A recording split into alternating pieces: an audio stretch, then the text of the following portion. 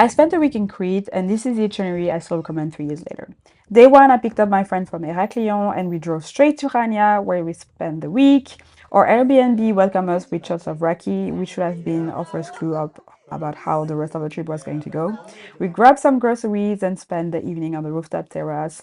And this is my friend explaining how to drink your shots. Torcher la gueule sans le sentir, expirer tout l'air qu'on a. Je vais respirer et respirer, et c'est comme s'il y avait rien. Next morning, we headed to Marati Beach, which was the perfect introduction to Crete. Beautiful water, relaxed atmosphere, and not too overcrowded place.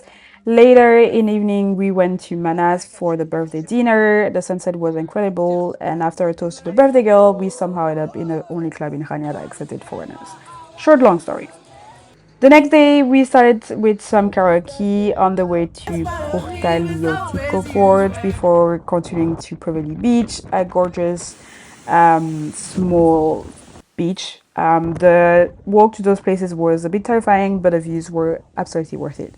We ended the day with one of the many sunsets we filmed during the trip before having dinner at Thrombi, a traditional Greek restaurant, where unsurprisingly we were offered more shots of raki, and we finished the night at Kibar, which felt much more local than the places we had been before. On day three, we visited Lake Cornas, where you can rent pedal boats and do water activity. Honestly, if you're short on time, this is probably the one I'd skip. It's nice but not that memorable.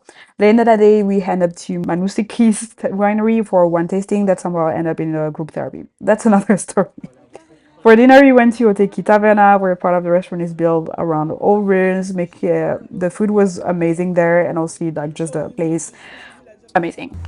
Day four was probably my favorite. We started with a boat trip around the coast of Chania, swam in the sea, and explored a small island nearby. Afterwards, we drove to Elafonisi Beach, and honestly, wow, big sand, crystal clear water, and that's honestly one of the most beautiful beaches we had visited during that week. We stayed there until the end of the day and caught another incredible sunset on the drive home. For our last day, we finally decided to visit a bit of the town center of Chania, and then we drove back to Heraklion. On the way there, we accidentally visited the wrong monastery, but it ended up being one of the highlights of the trip because the priest there welcomed us in and we had an amazing conversation with him and also a tour of the monastery. And that felt like the perfect way to end that week. And that's it for my Crete itinerary. You'll find all the details in the description, and I'll see you soon. Bisous!